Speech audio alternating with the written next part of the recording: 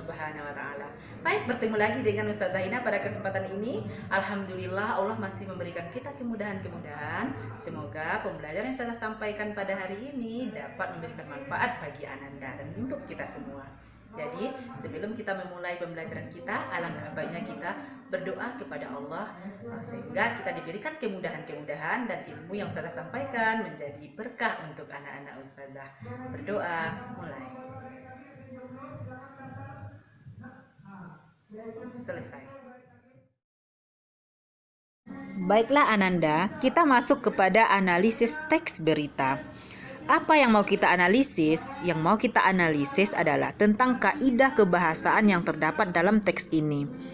Dari teks berita yang pertama, kita membahas tentang Sungai Ciliwung meluap. Perhatikan ya nak ya, ketika awalan pada judulnya harus menggunakan huruf kapital pada huruf S, C, dan M, kecuali ada kata hubung yang terdapat di dalam judul.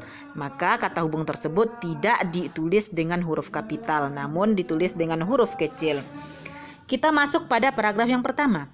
Banjir bandang kembali melanda beberapa desa di ibu kota Jakarta. Bencana tahunan ini disebabkan oleh meluapnya Sungai Ciliwung akibat hujan yang tak berhenti dari pukul 19 sampai pukul 9 WIB. Jadi, di sini Ustazah mewarnai beberapa kata.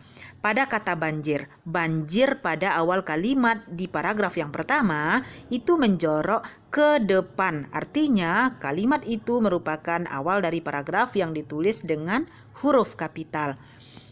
Di sini Ustazah juga mewarnai nama sungai, Sungai Ciliwung. Sungai Ciliwung Ustazah buat huruf kapital di awal katanya karena Sungai Ciliwung itu menandakan suatu nama tempat. Ingat, Ananda masih ingat tentang ejaan, di mana ejaan ini menggunakan huruf kapital pada nama orang, nama tempat, nama provinsi, nama agama, nama kitab, nama nabi, dan sebagainya. Jadi, tolong perhatikan pada kita lanjutkan pada paragraf yang kedua. Akan tetapi, akibat yang ditimbulkan tidak separah tahun ini, di mana 2 desa tenggelam dan 150 kepala keluarga kehilangan rumah. Artinya, dalam paragraf ini, Ananda harus mengingat kembali bahwa dalam setiap pembuatan paragraf, kalimat pertama harus menjorok ke depan. Begitu pula halnya dengan paragraf yang pertama dan kedua.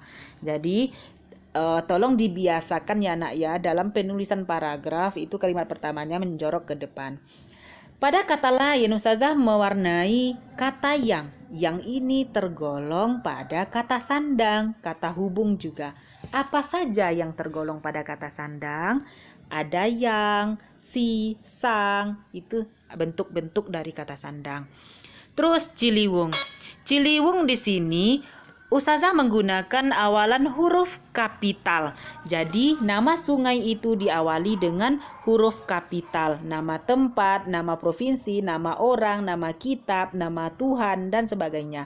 Dan huruf K pada kebiasaan yang terus dipelihara ini tentu saja membuat sungai semakin dangkal.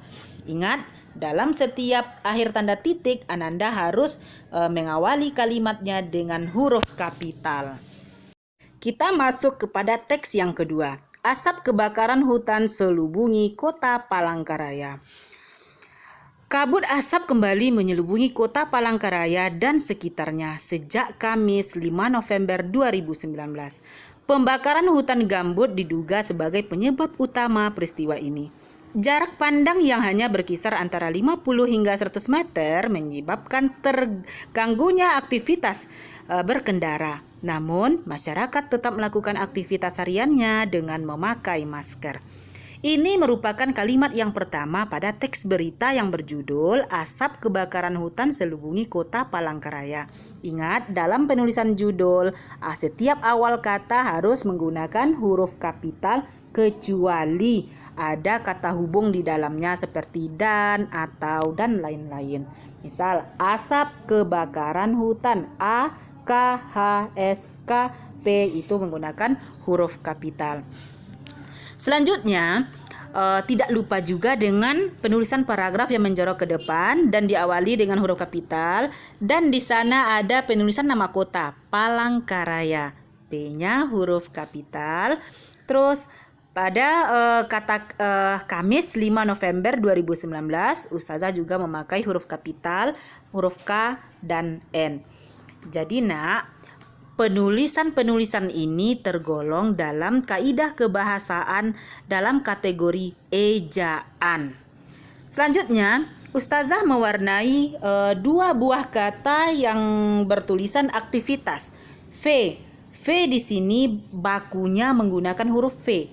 Jangan terbiasa, kadang-kadang kan di sehari-hari kita menggunakan huruf F. Namun bakunya adalah V. Aktivitas menggunakan huruf V. Itu dari segi kata baku. Selanjutnya, paragraf yang kedua. Akibat peristiwa ini, banyak masyarakat yang mengeluh, merasa sesak nafas, dan pusing dikarenakan kabut asap. Jadi nak, di sini ada disebut dengan paragraf sebab akibat. Jadi ketika kita memahami kalimat-kalimat di dalam teks berita, di situ menyatakan sebab, dan juga menyatakan akibat, maka paragraf itu disebut dengan paragraf sebab akibat. Inilah salah satu contohnya dari segi bentuk paragraf, di mana dalam paragraf ini mengatakan kalau Palangkaraya itu terjadi kabut asap akibat dari pembakaran hutan. Namun akibat yang ditimbulkan untuk masyarakatnya yaitu menyebabkan sesak nafas dan pusing. Jadi harus Ananda perhatikan kaidah kebahasaannya dari segi ejaan, kata baku, penulisan paragraf, dan bentuk posisi paragraf yang merupakan sebab akibat. Oke, lanjutan dari paragraf yang tadi, kegiatan belajar mengajar pun juga ikut terganggu sehingga beberapa sekolah terpaksa meliburkan siswa-siswinya hingga 5 hari terhitung sejak 2 hari yang lalu. Berarti sudah 7 hari siswa-siswinya diliburkan akibat kabut asap yang terjadi di Palangkaraya. Baik nak, di sini dapat kita simpulkan. Pertama, Ananda diberikan kemudahan dalam membaca suatu teks berita. Ketika Ananda membaca, berarti kita juga harus pandai memahami. Ketika kita memahami, apa yang harus kita pahami? Yang harus kita pahami, ingat unsur 5W tambah 1H. Apa, siapa, di mana, kapan, mengapa, bagaimana? Ingat, ketika teks pertama yaitu tentang kejadian banjir, ketika Ananda selesai membaca, Ananda harus tanya diri Ananda sendiri, apa yang Ananda baca? Apa? Berarti banjir. Kapan? Berarti kita menyebutkan waktunya, yaitu pukul 19 sampai pukul 9 WIB. Di mana? Berarti Ananda harus mampu menjawab di mana kejadian itu. Di sekitar Sungai Ciliwung. Siapa? Berarti warga yang bermukim di pinggiran Sungai Ciliwung. Bagaimana? Akibatnya 150 kepala keluarga harus mengungsi ke desa sebelah. Jadi itulah yang menunjukkan 5W tambah 1H.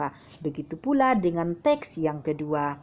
Di mana terjadi apa? Kabut asap. Di mana? Berarti Ananda harus menunjukkan itu di mana kejadiannya dan seterusnya. Oke Ananda, sampailah kita di penghujung video pembelajaran kita. Ustazah harap anak-anak Ustazah mampu memahami, menganalisis teks berita baik dari yang Ananda baca, Ananda buat sesuai dengan kaidah kebahasaan yang berlaku. Perhatikan ejaan, perhatikan diksi atau pilihan kata, perhatikan tanda baca, dan perhatikan tata kalimat, serta yang terakhir kepaduan paragraf. Itulah yang disebut dengan kaidah kebahasaan. Tadi Ustazah sudah mengajari dan memberikan gambaran kepada Ananda dalam kelengkapan sebuah teks. Semoga video ini bermanfaat ya nak ya. Kalau ada pertanyaan-pertanyaan di dalam hati atau pikiran Ananda, silahkan sampaikan kepada Ustazah. Ustazah akan memberikan Ananda penjelasan sedetail mungkin, sehingga video-video berikutnya ataupun penjelasan-penjelasan dari Ustazah Ananda dapat memahami dengan sebaik mungkin. Terima kasih. Indonesia dari Ustazah Ina. Semoga melalui video-video yang Ustazah paparkan, anak-anak Ustazah dapat memahami memahami apa yang kita pelajari di hari ini. Dan Ustazah harap anak-anak Ustazah memberikan pertanyaan-pertanyaan kepada Ustazah sehingga apapun yang menjadi kendala bagi Ananda dapat kita pecahkan dalam pembelajaran dan pertemuan ini. Oke, see you. Semoga apa yang Ustazah sampaikan bermanfaat ya nak ya. Wabillahi taufiq wal hidayah. Assalamualaikum warahmatullahi wabarakatuh.